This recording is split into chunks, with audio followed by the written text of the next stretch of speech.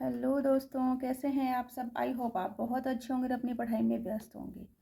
आज अपन पढ़ते हैं कक्षा 9 की बुक से 1857 की क्रांति।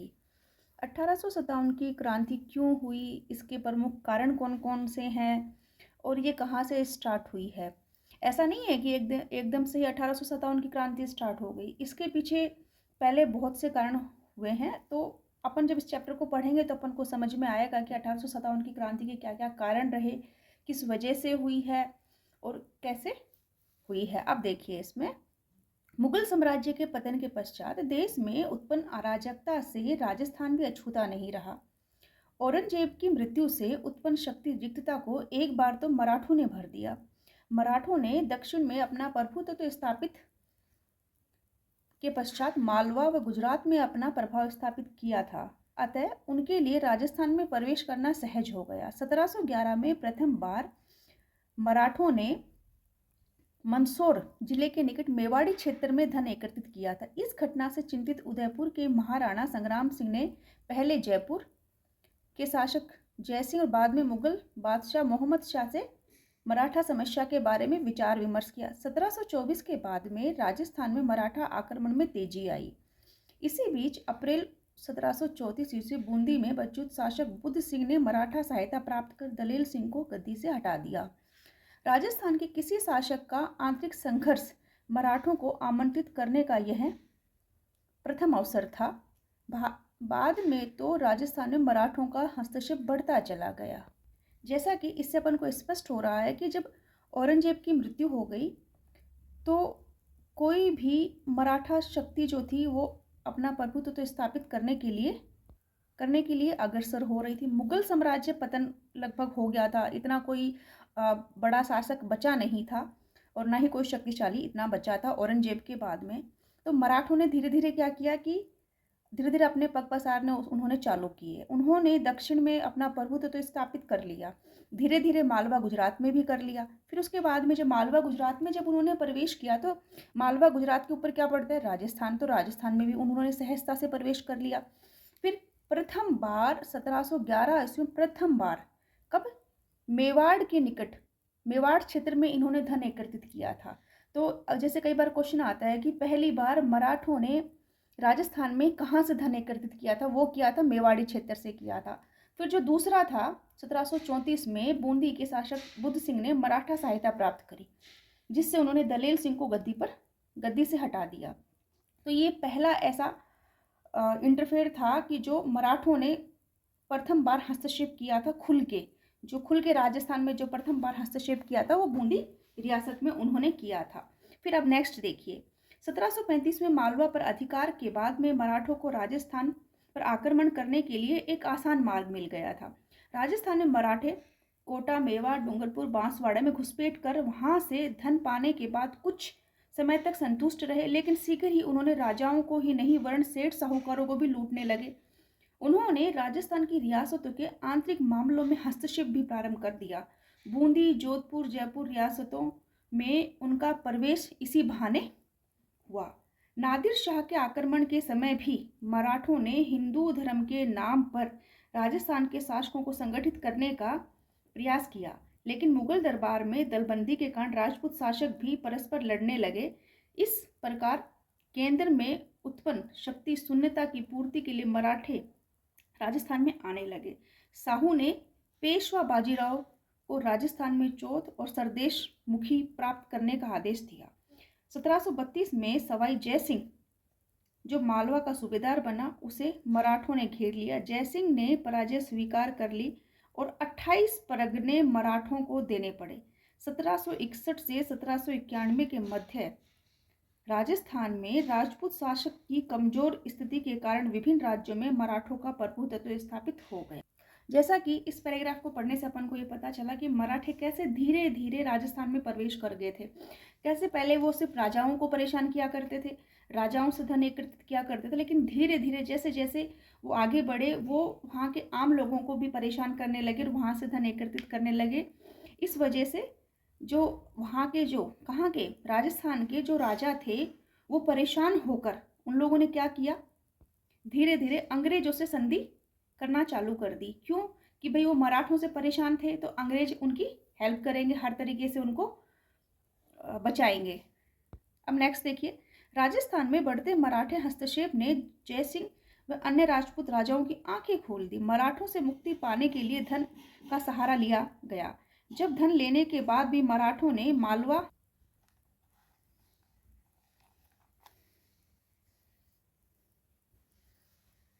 यार क्लियरिटी नहीं है।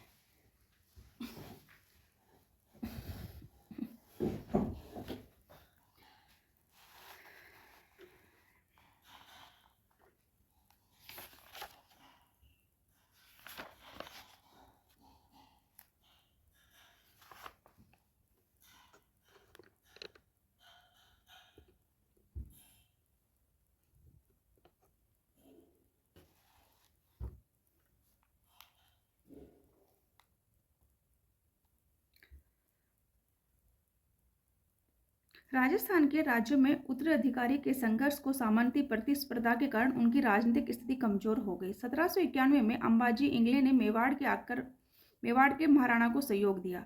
फलस्वरूप डूंगरपुर, बांसवाड़ा, प्रतापगढ़ आदि क्षेत्रों में मेवाड़ के महाराणा का अधिकार हो गया।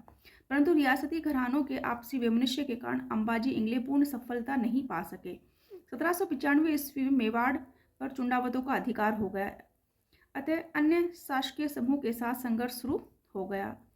1802 ईस्वी में अमीर खां पिंडारी ने नाथद्वारा पर अधिकार कर लिया। भीम सिंह रियासती घरानों के आपसी वैमनस्य में नियंत्रित नहीं कर पाए। 1803 में मेवाड़ के शासक ने जयपुर नरेश के माध्यम से अंग्रेजों से संधि करने का प्रयास किया और यहीं से ही संधियों की शुरुआत हुई, जो कि राजस्थान के जो शासक थे उन्होंने अंग्रेजों से संधियां स्टार्ट कर दी। अब देखिए, 1803 में मेवाड़ के शासक ने जयपुर नरेश के माध्यम से अंग्रेजों से संधि करी। किसके माध्यम से करी थी? मेवाड़ के शासक के माध्यम से प्रयास किया, लेकिन वो असफल रही। फिर 1793 में 1813 ईस्वी के मध्य जोधपुर की अव्यवस्था का मुख्य कारण सामंती प्रतिस्पर्धा व संकीर्णता का उत्तराधिकारी का संघर्ष था। दोनों ही पक्षों में भाड़ेत सैनिकों को उच्च धनराशि देकर अपनी ओर मिलाने का प्रयास किया। परिणामतः राज्य आर्थिक संकट से घिर गया। फिर राजस्थान के शासकों ने मराठों के बढ़ते आतंक से मुक्ति पाने के लिए मराठों के शत्रु कौन थे? अंग्रेज से मित्रता करने का प्रयास शुरू किया। सर्वप्रथम जयपुर के महाराजा पृथ्वी सिंह ने 1777 ईस्वी में अपने एक प्रतिनिधि को गवर्नर जनरल के पास भेजा, अंग्रेजों से मैत्री की इच्छा प्रकट की। जोधपुर राज्य ने भी ऐसा प्रयास किया पर वह सफल नहीं हुआ। 1803 में अपनी नीति में परिवर्तन कर अंग्रेज भी राजपूत राज्यों से संधि करने के इच्छुक हो गए। फिर नवंबर 1803 में अंग्रेज सेनापति कौन थे? लॉर्ड लेक ने राजस्थान की उत्तरी पूर्वी सीमा पर स्थित लासवाड़ी के रण क्षेत्र में संधियों का निर्णायक रूप से परास्त कर दिया। मराठों की इस पराजय ने राजपूत शासकों के लिए मराठों की अधीनता से मुक्ति का सुवर्ण अवसर प्रदान कर दिया। 1803 में की गई संधि की शर्तों में तय किया गया कि दोनों एक दूसरे के प्रति मैत्रीपूर्ण व्यवहार रखेंगे। कंपनी इन राज्यों से खिराज नहीं लेगी तथा आंतरिक मामलों में हस्तक्षेप भी नहीं करेगी। इन राज्यों की सुरक्षा का दायित्व कंपनी पर होगा। अन्य राज्यों से विवाद कंपनी की सहायता से सुलझाया जाएंगे। भरतपुर, अलवर, जयपुर, जोधपुर आदि ने संधि पर हस्ताक्षर कर दिए। 1811 ईस्वी में सेटन के स्थान पर चार्ल्स मेटकॉफ दिल्ली में रेजिडेंट बना। उसने गवर्नर जनरल लाल मिंटो को सुझाव दिया कि मराठों, अमीर खां और पिंडारियों की विध्वंसकारी कार्रवाई को समाप्त करने के लिए ब्रिटिश संरक्षण में राजपूत राज्यों का एक संघ बना लिया जाए। तत्कालीन Lord governor general Lord Hastings ने सभी विरोधियों का दमन करके भारत में कंपनी की सर्वोच्चता सत्ता स्थापित करना चाहता था, किंतु तभी यह संभव था कि जब होलकर और सिंधिया को उनके राज्यों में सीमित कर दिया जाता और पिंडारियों की शक्ति का दमन किया जाता। इसके लिए राजपूत राज्यों को संरक्षण लेने अंग्रेजों के लिए अनिवार्य था, क्योंकि वे राज्य ही सिंधिया, होलकर व पिंडारियों के प्रभाव क्षेत्र में थे। अतः 5 नवंबर 1817 को होलकर ने नई संधि करके राजस्थान के राज्यों के साथ संधि करने पर करने का अधिकार प्राप्त कर लिया। इधर मेडकॉफ का नियंत्रण मिलते ही करौली, कोटा, उदयपुर, बीकानेर, किशनगढ़, जयपुर, जैसलमेर आदि ने कंपनी से संधि कर ली। अंत में सबसे लास्ट में करी थी 1823 में सिरोही राज्य ने संधि कर ली। 1817 से 23 के दौरान राजस्थान पर स्थापित यह ब्रिटिश आधिपत्य 1947 में स्वतंत्रता प्राप्ति तक अक्षुण्ण रहा। 19वीं सदी के आरंभ में 20 रियासतें थी। आरंभ में 17 राजपूत, 2 जाट और 1 मुस्लिम शासक के द्वारा शासित थी। इन राज्यों के साथ कई संधियों के कुछ सामान्य शर्तें थी, कुछ विशिष्ट थी जो उन राज्यों से संबंधित थी। संधि कौन कौन सी थी वो देखिए, इनकी शर्तें देखिए। संधि के द्वारा रियासती शासकों ने अंग्रेजों की सर्वोच्चता स्वीकार कर ली। ठीक है। दूसरी क्या थी? अंग्रेजों ने रियासती राजाओं का वंशानुगत राज्याधिकार स्वीकार कर लिया। अंग्रेजों ने बाहरी आक्रमण से प्रत्येक राज्य की सुरक्षा करने व आंतरिक शांति एवं व्यवस्था बनाए रखने में सहायता का आश्वासन दिया। संधि करने वाले प्रत्येक राज्य में एक अंग्रेज पॉलिटिकल एजेंट रखना तय किया गया। साथ ही आश्वासन दिया गया कि पॉलिटिकल एजेंट अपने राज कार्यों में हस्तक्षेप नहीं करेंगे। फिर है ब्रिटिश संरक्षण के बदले रियासती शासकों को अपने विदेश नीति अंग्रेजों को सौंपनी पड़ी और अपने आपसी विवादों को अंग्रेजों की मध्यस्थता हेतु प्रस्तुत करने का वादा करना पड़ा। आवश्यकता पड़ने पर रियासती शासक अपने राज्य के समस्त सैनिक साधन अंग्रेजों को सुपुर्द कर देंगे। अंग्रेजों को वार्षिक खिराज देने संबंधी धारा सभी राज्यों की संधियों में अलग अलग थी। अब उन्होंने संधियां करी तो संधि के बाद में क्या क्या शर्तें उन्होंने रखी, तो अभी जैसे जो सवाल आते हैं तो उन सवालों में से कौन सी संधि की कुछ शर्तें थी, कौन सी नहीं थी, तो वैसे भी आया जा सकता है। जैसे कि लास्ट में देखिए, अंग्रेजों ने जो वार्षिक खिराज देने संबंधी जो धारा थी, भाई सभी राज्यों से जो अलग अलग जो लोग मतलब कर लिया करते थे, तो उसमें क्या सभी राज्यों में एक जैसा था? नहीं, सभी राज्यों में एक जैसा नहीं था, सभी राज्यों में वो अलग अलग था। ठीक है। और आवश्यकता पड़ने पर क्या बोला कि जब आवश्यकता पड़ेगी अंग्रेजों को तो रियासती जो शासक थे ना, उनको अपने समस्त सैनिक साधन किसको देने पड़ेंगे? अंग्रेजों को देने पड़ेंगे। तो ये उनकी कुछ शर्तें थी महत्वपूर्ण, तो इन शर्तों को आप विशेषकर ध्यान रखिएगा, इसमें से सवाल पूछा जा सकता है। अब नेक्स्ट देखिए, खिराज की यह राशि निर्धारित करने के लिए मराठों को दिए जाने वाला खिराज का आधार था। जो खिराज उनको दिया जाता था, जो मराठों के द्वारा था, वही उनका आधार था। ब्रिटिश संरक्षण स्वीकार करने के फलस्वरूप राजस्थान के रियासती नरेशों को सुरक्षा तो प्राप्त हुई, लेकिन उनकी स्वतंत्रता खोनी पड़ी। अब सही है।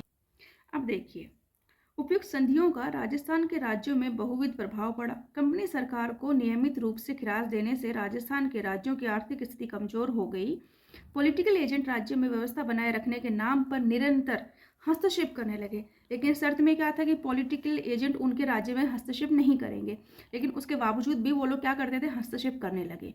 शासन कार्य अधिकारियों में आई कमी के कारण राजा शासन संबंधी कार्यों के प्रति उदासीन रहने लगे। ऐसी स्थिति में ब्रिटिश पॉलिटिकल एजेंट राज्य में तानाशाह बन गए। कंपनी के द्वारा खिराज वसूल करने के अलावा समय समय पर कई खर्चे बलात् थोप दिए जाते।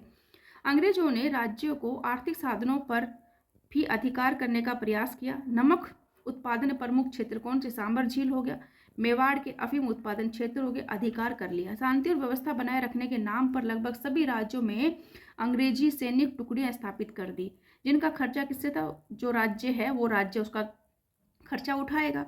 भारी खिराज पर ब्याज व अन्य खर्चों के सौंपे जाने के फलस्वरूप राज्यों की आर्थिक स्थिति बहुत कमजोर हो गई। अब देखिए, अंग्रेजों के साथ 1818 ईस्वी तक संधि कर ली गई। संधि संपन्न होने के बाद राजपूत शासकों ने राजस्थान के शासकों ने मराठा आतंक से सुरक्षा तो तथा अपने सामंतों पर नियंत्रण स्थापित करने के लिए अंग्रेजों के साथ 1818 की संधि की थी। संध्या संपन्न होने के बाद राजपूत शासकों ने अंग्रेजों की सहायता से सामंतों की शक्ति को कुचलने का प्रयास किया। कालांतर में अंग्रेजों ने ऐसे अनेक कदम उठाए जिनसे सामंतों की स्थिति कमजोर हो गई।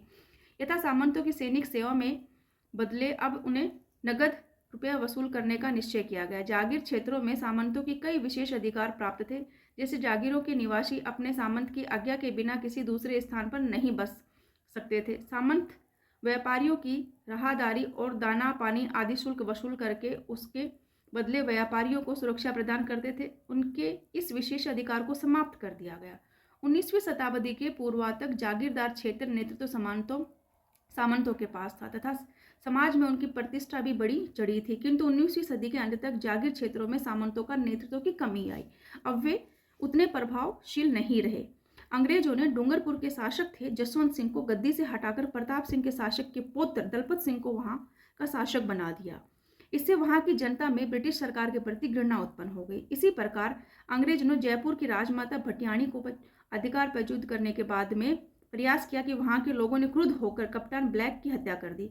कोटा में अंग्रेजों के तत्कालीन महाराणा किशोर सिंह के विरुद्ध रियासत में फौजदार जालिम सिंह के दावों का समर्थन किया, जिससे कोटा में हाड़ा राजपूत अंग्रेजों के विरुद्ध हथियार लेकर उठ खड़े हुए। अलवर और भरतपुर रियासती में भी अंग्रेजों ने हस्तक्षेप कर वहां का अवैष्क राजकुमारों को गद्दी पर बैठा दिया, क्योंकि शासक ने अवैष्क होने की स्थिति में अंग्रेजों को राज्य के प्रशासन पर अपना नियंत्रण स्थापित करने का अवसर मिल जाता। तथा जोधपुर के महाराजा मान सिंह भी ब्रिटिश सरकार के घोर विरोधी थे। उनके प्रयत्नों से अन्य रियासतों में भी ब्रिटिश सत्ता के विरुद्ध असंतोष पनपने लगा। जब अपने राजस्थान में 1857 की क्रांति हुई तो उस वक्त जो पॉलिटिकल एजेंट थे वो देखिए, कोटा में मेजर बटन सिंह, जोधपुर में मेक मेशन, भरतपुर में मोरिसन, जयपुर में ईडन, उदयपुर में सावर्स और सिरोही में था जेडी होल। ठीक है, अब देखिए नेक्स्ट। राजनीतिक आधिपत्य स्थापित के पश्चात में अंग्रेज सरकार ब्रिटिश भारत की भांति राजस्थान पर भी सांस्कृतिक विजय प्राप्त करने को उत्सुक हो उठी। ब्रिटिश सरकार ने सामाजिक सुधार के लिए प्रचलित परंपराओं, रीति रिवाजों, कुरीतियों को समाप्त करने के लिए विशेष कदम उठाए। इन कुरीतियों में कन्यावध, दास प्रथा, सती प्रथा थी। इस दिशा में उठाए गए कदमों ने जनता को यह समझने लगी कि अंग्रेज राजस्थान के सामाजिक ढांचे को विघटित करना चाहते हैं। अंग्रेजों की सामाजिक और सामान्य जीवन में हस्तक्षेप नीति ने जनता में असंतोष उत्पन्न कर दिया। इसी प्रकार हम देखते हैं कि 1818 की संधियों के बाद में अंग्रेजों के द्वारा राजस्थान के राज्यों के प्रशासन में अवांछनीय हस्तक्षेप, आर्थिक संसाधनों पर अधिपत्य और अंग्रेजों के द्वारा वसूल की जाने वाली वार्षिक खराज की राशि, सामंतों के विशेष अधिकारों पर कुठाराघात और राजस्थान के सामाजिक जीवन में हस्तक्षेप पर स्वतंत्र असंतोष को जन्म दिया। राजा, सामंत, साधारण जनता सभी वर्ग अंग्रेजों से असंतुष्ट थे। ईसाई धर्म के प्रचारकों की संदिग्ध गतिविधियों के कारण अजमेर मेरवाड़ा क्षेत्र में यह विचार पनपने लगा कि अंग्रेज यहाँ हिंदुओं का धर्मांतरण करके उनको जबरदस्ती ईसाई बना रहे हैं।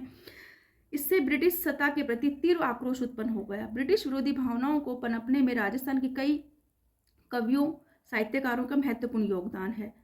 उनके द्वारा ऐसे शासकों की निंदा की गई जो ब्रिटिश सत्ता के भक्त थे तथा उन शासकों तथा सामंतों की प्रशंसा की गई जो ब्रिटिश सत्ता के विरोधी थे। ऐसे कवियों में कवि बांकी दास, राघव दास, दादू गंग जी, महाकवि सूर्यमल मिश्र आदि नाम उल्लेखनीय। स्पष्ट है कि भारत के क्रांति आरंभ होने से पूर्व देशी रियासतों में ब्रिटिश सत्ता के विरुद्ध तीव्र असंतोष व्याप्त था। 1857 की क्रांति के आरंभ होने के समय राजस्थान में 6 सैनिक छावनियां थी: नशीराबाद, नीमच, देवली, ब्यावर, एरिनपुर और खेरवाड़ा। इन छावनियों में 5000 सैनिक थे, किंतु एक भी उसमें अंग्रेज नहीं था। केवल जो उनके अधिकारी थे वो 30 अधिकारी थे।